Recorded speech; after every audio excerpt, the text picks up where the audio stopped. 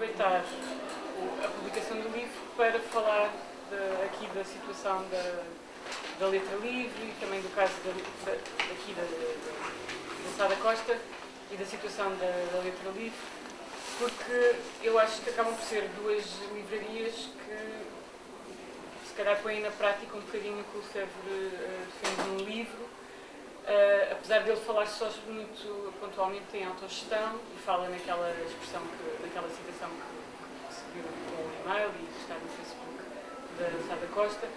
E, portanto, eu ainda nem sei bem a história daqui da Sada Costa, mas por isso também estava muito interessada nesta conversa, e também não sei bem os pormenores da fundação da Letra Livre, mas acho que são dois casos em que algumas pessoas decidiram, no fundo, tomar conta de alguma coisa.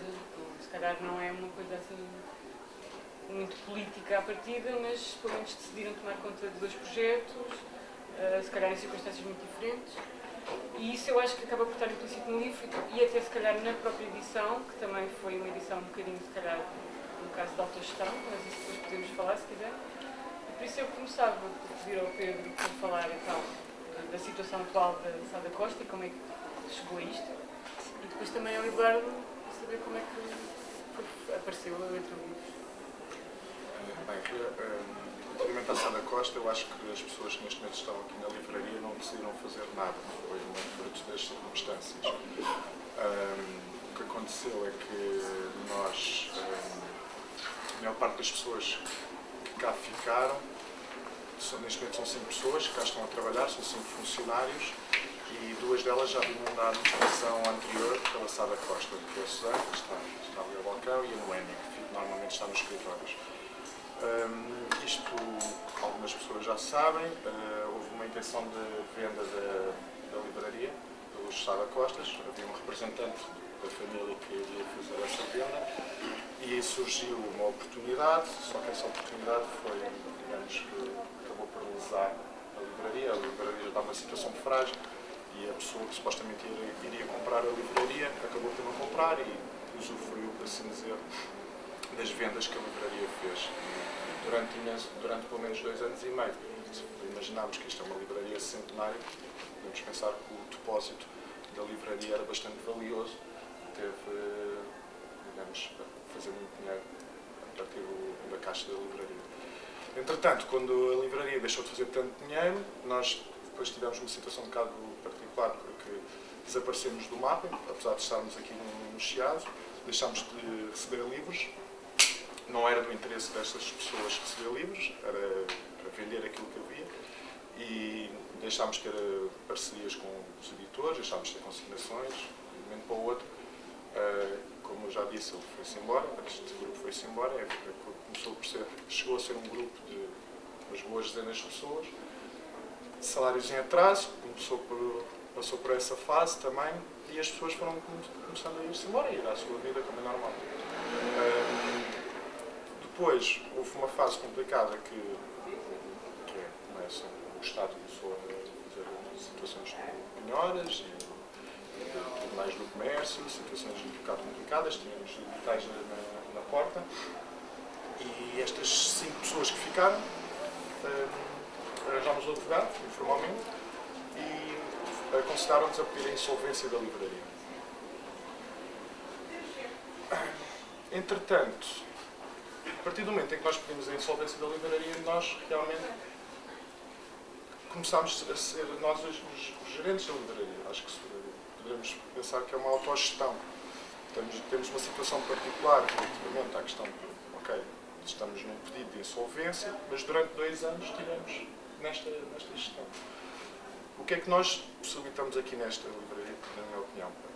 Damos a centralidade aos nossos colegas alfarrabistas também, às pessoas que cá frequentam a livraria, aos artistas que cá vêm, e isto passa muito pelo trabalho que nós temos feito e sinceramente passa muito pela questão da amizade entre amigos, porque as pessoas preocupam-se com a livraria e vêm cá e de um momento para o outro pode ser eu que estou atrás do balcão, mas de um momento para o outro pode ser um amigo da livraria que pode ficar no balcão ou pode estar a trabalhar no depósito da livraria. Depois cedemos também, já agora posso acrescentar, temos feito uma série de concertos, temos feito uma série de eventos culturais para dinamizar a livraria e felizmente temos voltado a receber livros. Temos trabalhado muito bem nesse aspecto. Esforçámos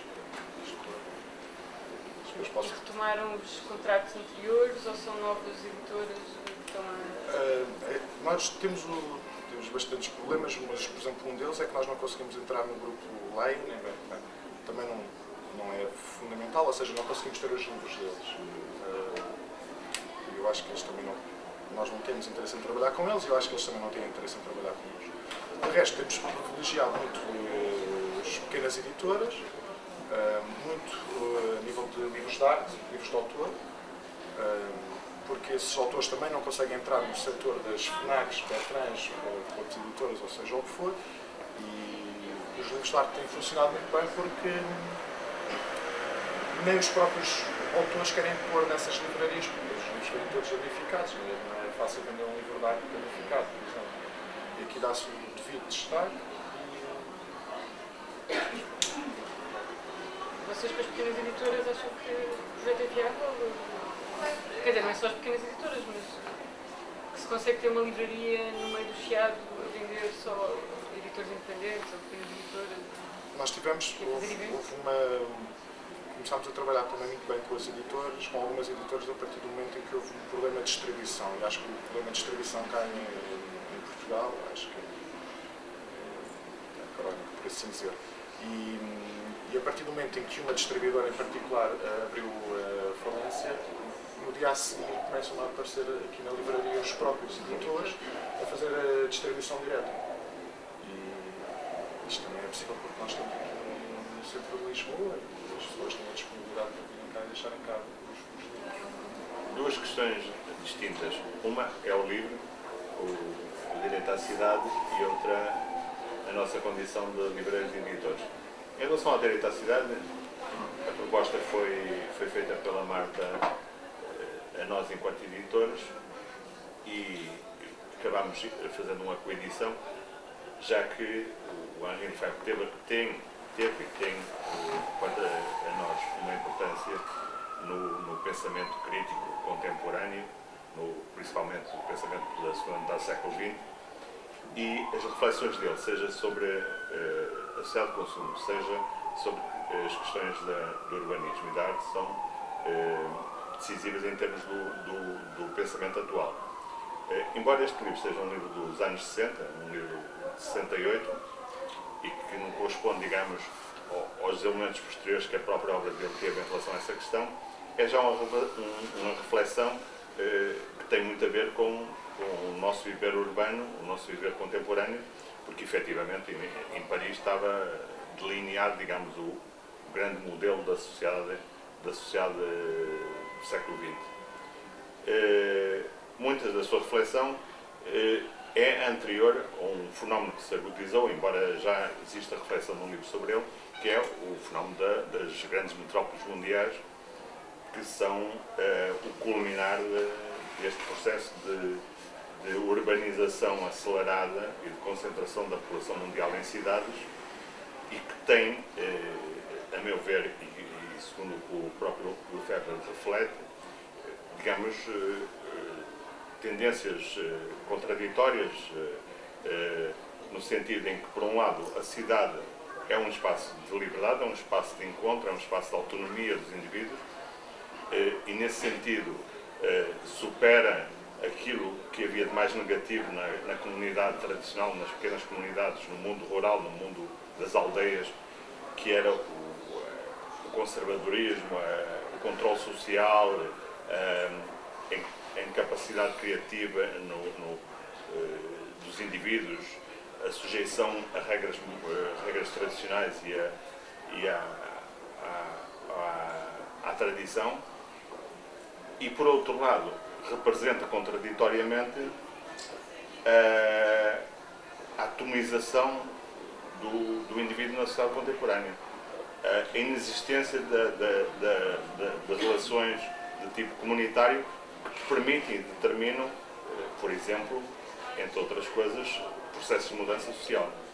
este fenómeno contraditório das sociedades contemporâneas, que é agudizarem o processo de atomização dos indivíduos, negarem-nos enquanto seres sociais e, por outro lado, abrirem espaços de autonomia e de liberdade, mas onde efetivamente os laços que possibilitam os grandes movimentos sociais são rompidos, é, digamos, o fenómeno mais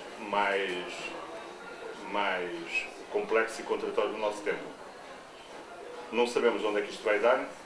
Isto gera uma certa nostalgia pelo mundo rural e, em certo sentido, alguma das tendências mais utópicas do urbanismo era, no fundo, a ruptura com essa separação entre cidade e campo, o retorno às cidades-jardins, ou uns modelos onde o urbano e o rural estariam misturados, mas que necessariamente envolveria uma escala de cidades de um tipo diferente daquela que foi desenvolvida no século XX pelas grandes megalópolis, que são impossíveis de ser autogeridas, são impossíveis de fixar laços comunitários à sua escala e aos complexos movimentos de população, etc. Ou seja, as megalópolis estão mais próximas do modelo futurista de grande controle social e de grande violência social, enquanto que aquele modelo mais utópico que muitos urbanistas do século XIX pensaram, e do início do século XX, e que está muito próximo também de um certo pensamento ecológico, seria de médias cidades onde se misturaria o rural e o urbano e onde se usufruiria das vantagens da liberdade, da autonomia que as cidades geraram e da criatividade que as cidades geraram, junto com uma maior proximidade à natureza e aos laços comunitários entre os grupos fixados num dado espaço. Então, quer dizer, de alguma forma, o Lefebvre traz para a discussão todo um debate que é, para mim, um dos debates fundamentais, um dos debates mais atuais do pensamento social e do pensamento político. Não é? E nós estamos no meio deste processo. Este processo, que no caso português não atingiu, até pela escala do país e pela nossa população, não atingiu as formas dramáticas, complexas, contraditórias e violentas que atingiu noutros países, mas, no entanto, todos nós sabemos que nos últimos anos se deu também este fluxo das populações para a costa e para as cidades e, no fundo, quer dizer, a nossa costa foi transformada numa coisa que nem é rural nem é urbana, são redes de núcleos urbanos e, por outro lado, o mundo rural perdeu também muita da sua ruralidade. É um bocado o conceito dele de tecido urbano, sim, que é uma coisa que não é cidade, não chega a ser cidade, mas também já não é campo. Já não é campo, nem são aldeias. As nossas aldeias, por exemplo, qualquer pessoa que conheça Portugal minimamente, sabe que as nossas aldeias transformaram-se, seja do ponto urbanístico, seja do ponto de vista da vida, em autênticas periferias urbanas. O pior do urbanismo, o pior da arquitetura, o pior da vida urbana das periferias está hoje espelhada nas nossas aldeias, entre os montes, ou no Minho, ou, enfim, no Algarve, por todo lado. Ou seja, aquele campo, aquelas aldeias ideais, ou da nostalgia, que muitas vezes idealizada do passado, não existem mais. A pessoa vai ao interior e tem umas imitações de shopping, umas grandes cadeias de supermercados que arrebentaram com o resto do comércio. Temos um tipo de restaurante que é uma imitação dos restaurantes urbanos.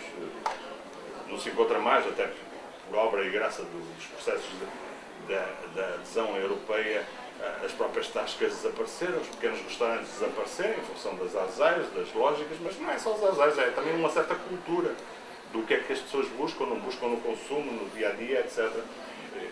Uma coisa absolutamente caricata e que muitas pessoas conhecem é ver em aldeias prédios de andares, não é?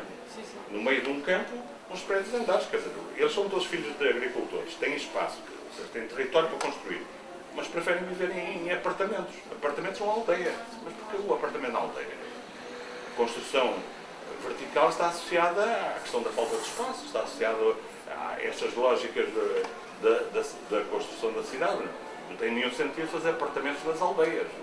Então, quer dizer, são umas coisas que vem um pouco naquela sequência das imitações das arquiteturas francesas por via dos imigrantes e de outras coisas desse tipo, que efetivamente em Portugal tiveram um impacto imenso. Na aldeia mais perdida de Portugal se encontra isto que no fundo suprimiu aquela aldeia nostálgica, aquele campo nostálgico, não é mais.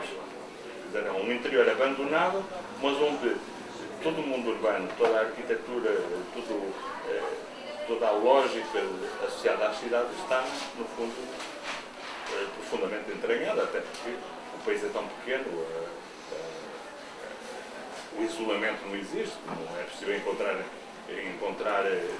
na América do Sul, ou em África, ou noutros continentes, onde ao lado daquelas megalópolis existe efetivamente um campo, existe efetivamente um mundo não urbanizado, um modo de vida que não tem nada a ver com o modo de vida urbano, quer dizer, isso é típico na América Latina ou na África e na Ásia. Aqui em Portugal não é mais possível, quer dizer, isso é tão pequeno e os fluxos da população em relação ao estrangeiro e dentro do país são de tal ordem que, no fundo, somos todos urbanos. Mesmo as pessoas, aquelas senhoras todas vestidas de preto que estão a lavar no rio, consomem as novelas, têm os telemóveis, são integradas em toda esta lógica, que é a lógica de uma coisa que não se pode sequer dizer que seja mais o urbano e o campo e a cidade, o urbano e a natureza é uma coisa misturada que não sabemos no que é que vai dar, mas que nos livramos de alguma forma por questões que têm a ver com a economia e com as características demográficas portuguesas daquele monstro das megalópolis ingovernáveis, livramos. Não obstante isso, temos os problemas de Lisboa, que, enfim, já são problemas significativos e onde se insere nestes contextos urbanos de alguma forma algumas clareiras do ponto de vista cultural, clareiras do ponto de vista social, das experiências comunitárias. O França fala do Monte Oliveto como aldeia, não é? Então, em certo sentido, em Lisboa também existem aldeias. De alguma forma, este mundo rural ainda também está aqui um pouco presente em certos bairros e tal. E existem as clareiras do ponto de vista cultural e do ponto de vista político e social, quer dizer, há experiências e várias associações, várias instituições, várias entidades que, de alguma forma, dentro de Lisboa, trabalham com a lógica distinta da lógica dominante. E, nesse sentido, quer dizer, este espaço urbano, este espaço de Lisboa, ainda permite, assim como todos os espaços normalmente urbanos o permitem, ou facilitam, a existência de clareiras que são de criatividade, de iniciativa, etc. Aqui é que se insere um pouco esta coisa das livrarias. Por acaso, num outro contexto, em que ele fala muito da autogestão, mas não tem a ver com este livro, tem a ver com outros textos dele, ele fala muito dos vazios e das fissuras, onde ele diz que até será onde surgirá a autogestão e que escapam à ordem e ao controle. E isso também é curioso ver como é que realmente na cidade, na capital de Portugal e em zonas tão centrais e tão cobiçadas, com rendas com certeza muito altas aqui à volta, como é que também duas livrarias como as vossas, pois, mas era uma fissura. Aí é o problema do Luís Gomes e o problema nosso, também, pois, exato, porque segundo vi, não sabia, foi o Pedro que me falou, a Sá da Costa foi fundada por um livreiro que veio da Calçada do Combro, não é? Fiz a Calçada do Combro para facilitar lá de baixo e tinha livraria lá e conseguiu alugar um espaço nobre, que parece que já foi livraria no século XVIII. Há a particularidade de a livraria foi fundada na Primeira Guerra Mundial, 1913, e consegue chegar aqui na Segunda Guerra Mundial, 1943. Não é? E ele teve que esperar 30 anos para reunir as condições financeiras para vir para o Chiado. Pois, mas agora o processo vai ser diferente. Quer dizer, vocês é que vão ter de ir para outro lugar. Né? Vocês vão ter de ir para a Calçada de Combro ou para Poços Negros ou para algum lugar. Não parece mal. Não me parece que seja mais possível. Eu não acho nada mal. Eu estou na Calçada de Combro, estou bem. Não me sinto mal lá, não. Pelo contrário. Agora, é inviável, impensável que uma pequena livraria venha de Poços Negros para aqui. Quer dizer, porque os processos de especulação urbana são de tal ordem que a Sá da Costa se aguenta, porque historicamente está aqui. Agora, a Sá da Costa, como livraria, o Pedro saberá melhor que eu, quer dizer, uma pequena ou mesmo uma média livraria, como já seria essa da Costa, é inviável no Chiado hoje em dia. Se o senhor ia chegar aqui e disser, não, eu quero não sei quantos milhares de euros por este espaço. E ele, teoricamente, valerá-se de acordo com os chamados critérios de mercado, que isto vale não sei quantos milhares. Um banco se instala aqui sem nenhum problema. Um banco, agora já não, porque os bancos estão a falar disso. Ainda nos vão pedir dinheiro para se instalar aqui, mas qualquer negócio desse, a doutora Santos, a doutora Santos traz para aqui carteiras, traz para aqui sapatos de crocodilo, um cabeleireiro de Paris vem para aqui se instala, umas coisas. Não é assim tão fácil. Hã? Não é assim tão fácil. Para ela, não sei, Para lá. para mim não. Submarinos. Nós foi um problema de submarinos. Aqui o atraso da construção. Embora a Lisboa tenha perdido habitantes, isso são aquele discurso que se fazem. Mas a área metropolitana aumentou. Aumentou Diminuiu a cidade de Lisboa, e no mas dia a aumentou. dia está mais gente aqui do que estava no passado. Isso foi Porque as pessoas não escrito moram em aqui, mas vivem 78. aqui. Isso foi escrito em 78. Pois, ou seja, o processo geral de Lisboa não é muito diferente dos outros, no sentido em que a grande Lisboa não diminuiu de população, cresceu. O município, por razões particulares da especulação imobiliária e dos créditos para a habitação, etc., levou a que parte da população se tenha deslocado para fora, mas para aqui todos os dias, e que nós sabemos isto todos os dias é um caos.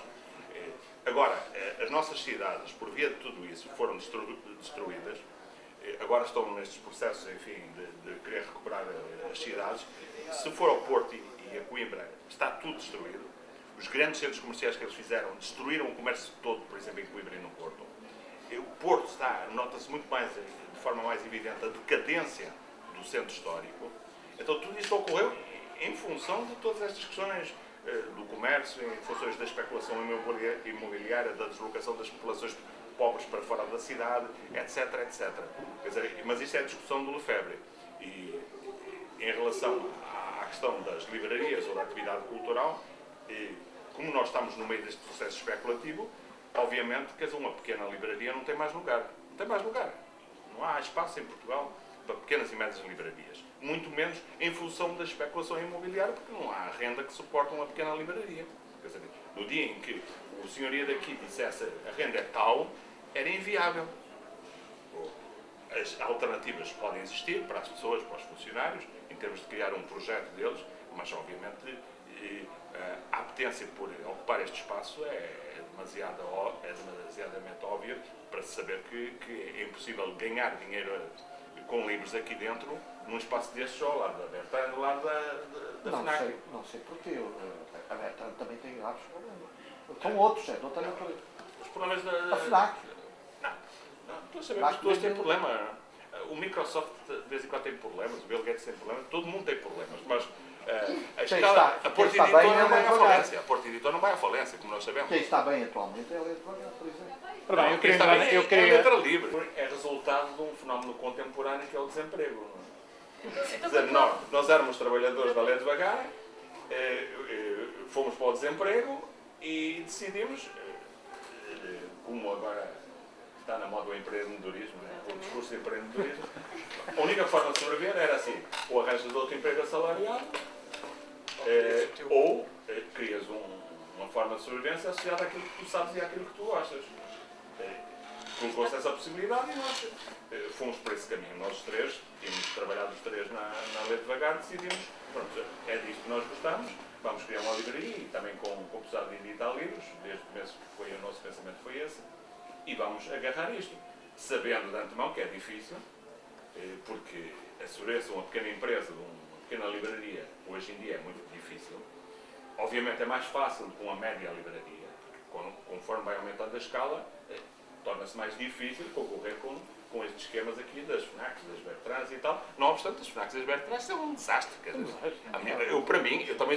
eu comecei a comprar livros na leitura.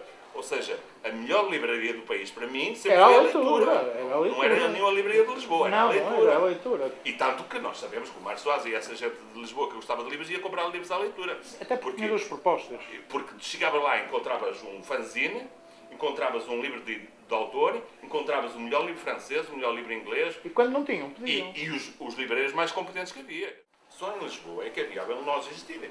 Por isso é que em Lisboa há tantos alfarrabistas, há tantas livrarias, apesar de tudo. Porque aqui é onde se vendem livros. Depois, O Porto tem uns quantos alfarrabistas, tem também uma certa tradição, mas depois se formos às Mas outras teve sempre cidades, poucos. Guimarães tem um, Braga tem um, e em Faro tem uma pessoa que se pode também dizer alfarrabista, mas no resto do país não existe essa, o que eles hoje chamam de massa crítica, quer dizer, as cidades não suportam a existência nenhuma, até porque com as vias... Mas porquê é que havia de haver?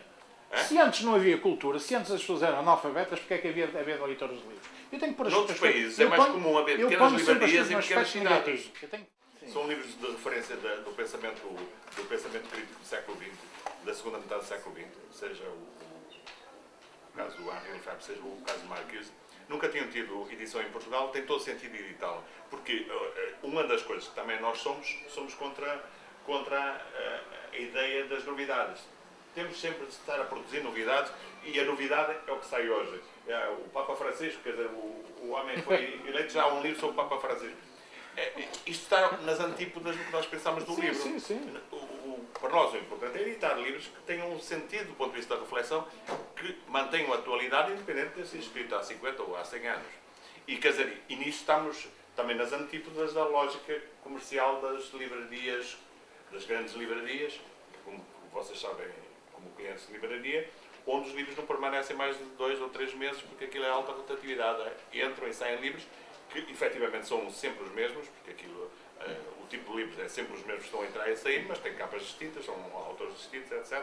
E que dá uma ideia de novidade, mas que no fundo é sempre a mesma coisa que está a entrar e a sair. E esta lógica das editoras, esta lógica das livrarias, que se impôs em Portugal e que inclusive vai merecer agora brevemente uma edição nossa que se chama O Negócio dos Livros, feito por um americano, e onde está claramente demonstrado como é que hoje funcionam os grandes grupos editoriais a partir da experiência americana, como é que isto começou a acontecer na América nos anos 80, 70, 80, onde os grandes grupos de mídia compraram as grandes editoras e lhes deram esta lógica de produção industrial e a grande escala de livros, no sentido visto o livro como um produto comum, onde o que interessa é produzir muito e a baixo custo e de grande venda, etc. etc.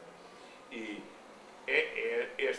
esta lógica que se impôs por todo o mundo e chegou a Portugal mais tardiamente, mas digamos que há 10 anos está aqui instalada, e que deu desde as FNAC já aos grupos Leias, aos grupos Babel, aos grupos não sei o quê, que são grupos onde entra capital, sai capital, tu não percebes porque é que entra o capital, sai o capital, vai para o ongoing, sai do ongoing, vai para não sei quem, depois vem uns alemães, depois vem a Porta Editora, compra, não é?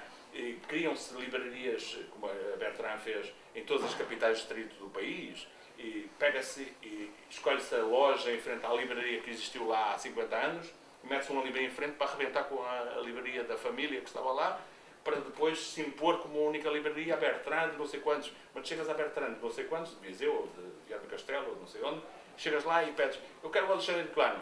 O Alexandre de Colano não temos, mas o Alexandre de Colano é editado pela Bertrand, desde o século XIX, mas eles não têm o Alexandre de Colano. Mas depois tem uns álbuns para oferta, e tem uns dicionários, e tem umas merdas assim, e são as livrarias Bertrand, em Viana do Castelo, em Viseu, não sei onde, é tudo a mesma merda. E isto impôs-se por obra e graça do capital e das lógicas do capital e das lógicas dos centros comerciais, onde efetivamente se reproduz, como você falou, reproduz um pouco o passeio dos tristes, quer dizer, antigamente as pessoas andavam aqui a ver montras, não compravam sapatos, não tinham dinheiro para comprar os sapatos, mas viam sapato, sapato bonito, um vestido bonito e tal. E agora vão fazer isso para os centros comerciais. Mas com um agravante de que lhes deram os cartões de crédito e lhes deram uns créditos nos últimos anos, que agora parece que está-se a esgotar, onde as pessoas começaram a comprar. E então, em vez de comprar na mercearia da esquina, na livraria da esquina, ou comprarem os sapatos do sapateiro da esquina, passaram só a comprar aquelas marcas, aquelas coisas que ouviam. No jornal falaram do livro de não sei quem, esse aí que eles falam, do Harry Potter, deste, e a televisão, fila para comprar o Harry Potter. Eu vou ser pior. É notícia, fila para comprar o Harry Potter. Uma pergunta. E os consumidores agem em função dessas lógicas. Eu sei. E então, quer dizer, não há só o passeio dos tristes, que reproduz o passeio dos tristes aqui no Chiado. É algo mais, quer dizer, os consumidores foram induzidos a uma lógica de hiperconsumo, que nem sequer é sustentável, porque nós não temos riqueza para isso, como agora dizem. Agora nota-se. E, por outro lado, uma lógica onde as pessoas consomem o que lhes é dito para consumir. A Zara é Zara. O Harry Potter é o Harry Potter, não sei quantos. E isto é o que impôs este modelo livreiro, este modelo... À parte estão as pequenas livrarias, estão os alfarrabistas que também hoje têm dificuldade em sobreviver nestes contextos da especulação urbana, que temos agora o exemplo do Luís e do Vicente, que em função dessas coisas de especulação têm de sair daqui do Chiado, e ainda há pessoas que dizem muito bem, porque aquilo vale mais do que eles estão a pagar, umas lojas que dizem assim, mas vale o quê? O que é que vale o quê? Quanto é que vale isto?